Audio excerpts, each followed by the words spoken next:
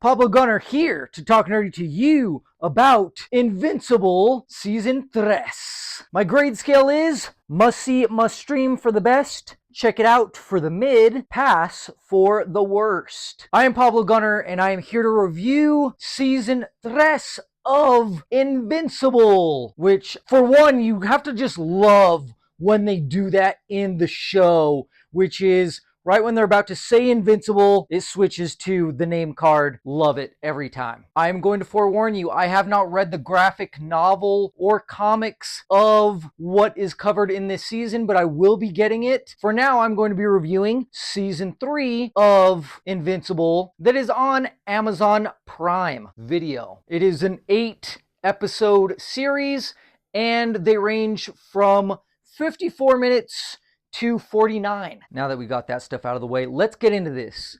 First episode, it jumps in deep from the get-go as we have pretty much Mole Man if he was a legitimate threat, and it's pretty epic. That flows right into the second episode, which is that Mark has a falling out with the GDA, especially because of Cecil and what he has been doing behind Mark's back, amongst many other things. In that episode, it was really crazy to me because I was so on Cecil's side the entire time, just because of the experiences that I've had throughout my life. We have that brings on a new costume, which rolls right into the next episode, which is his little brother, stepbrother, half-brother, gets a new costume as well, and he's like, I'm Omni Boy, or I'm Omni Kid, or I'm Omni-Man boy. It's funny, and he has the Omni-Man outfit, and it's crazy that, like, there was no mention of that in the show, that, like, anyone raged out about this kid wearing Omni-Man's symbol and being like, we hate this kid automatically. It just continues to get further and further and further into this mode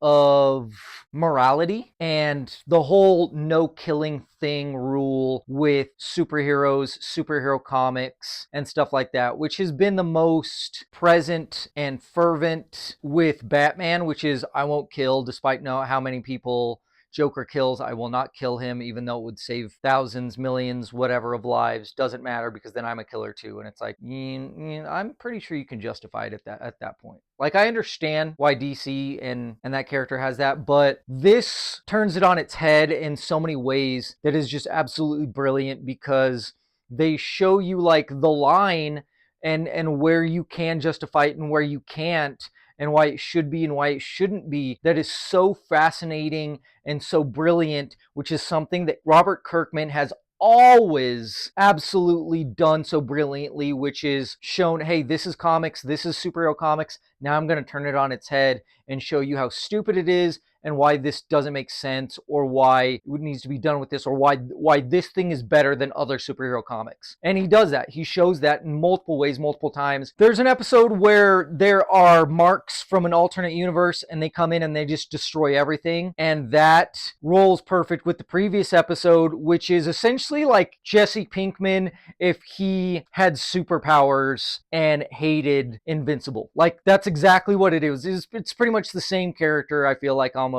It's pretty crazy. It's pretty great. I loved it, and it was phenomenal. But it continues to just push him towards this way, which he ends up being the perfect guy to exist, because he wants to kill Invincible, and then there's just multiples of Invincible, and he's just like killing all these Invincibles. It's so great. That was phenomenal too, like all these different Invincible and how different they were in the voicing with that, because like Steven Yeun, or Yoon, he killed it, especially in that episode, because he was so different, so many different characters in that, and you could really tell the difference. Lastly, you have this Viltrumite show up that goes by Conquest. The fight did not go how I thought, and it was really, really messed up, and it was really crazy. And a lot of people like to compare this to Dragon Ball Z. It is at the basis. Once you go past like just the setup, it's so different in the way that it just tackles morality and killing and all that stuff, and it's just way more gruesome. This was brilliant through and through. I feel like I could do a dissertation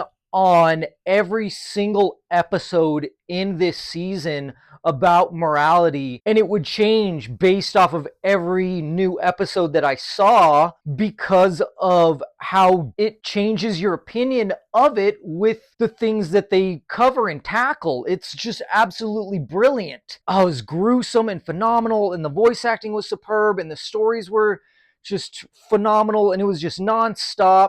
And it was like I need to take a break after each episode because it was just so heavy for me. And that's why, like, I absolutely have to give it a must-see, must-stream, and nothing else for every episode and this entire season. Talk nerdy to me. Tell me what you thought about it.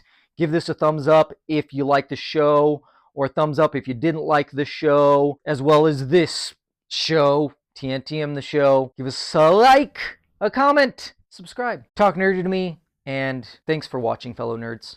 I appreciate it. I appreciate you.